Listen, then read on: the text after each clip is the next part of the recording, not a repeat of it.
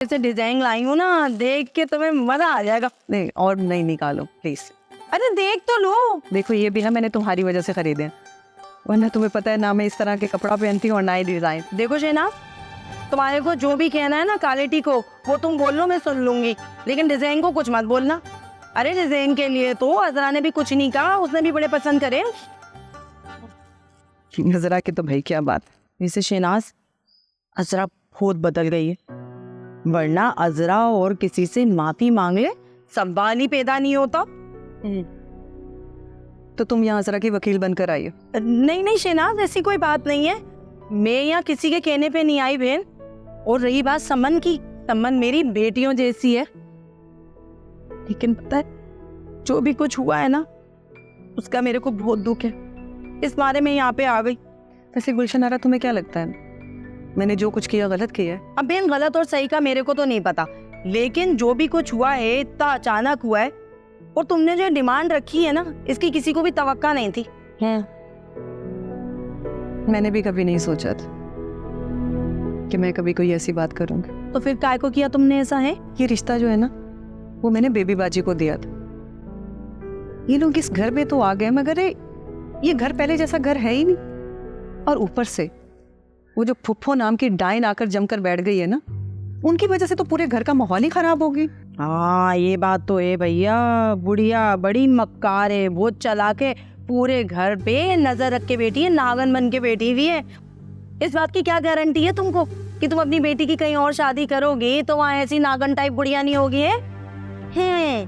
और बहन वो जो इंग्लैंड वाले रिश्ते की तुम बात बता रही थी, वो तो बच्ची को मुल्क से बाहर ले जाएगा। मेरे मुंह में खाक, कल कला को बच्ची के साथ कुछ ऊंच नीच हो गई तो फिर क्या करोगी? है इतनी जल्दी तो तुम पहुंच भी नहीं सकती यहाँ पे।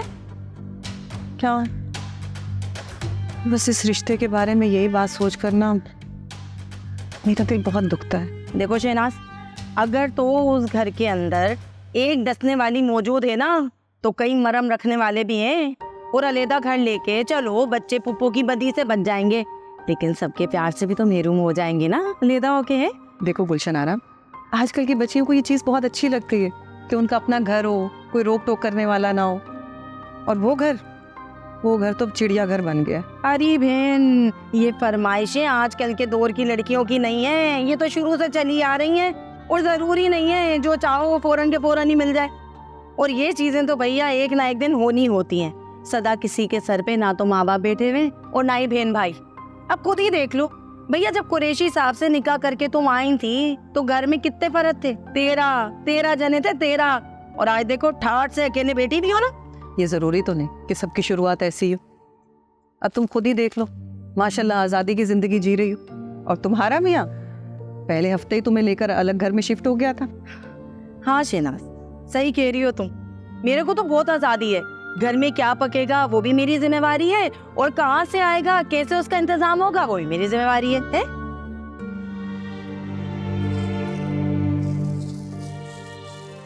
सही कह रही हो शहनाज,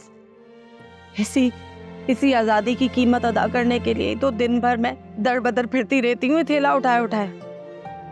जानती हूँ किस्मत सबको एक जैसा मौका नहीं देती, मैं इस बदगुमानी की वजह से ना नुकसान मत कर बैठना। अल्लाह ताला सबकी बेटियों के नसीब अच्छे करे।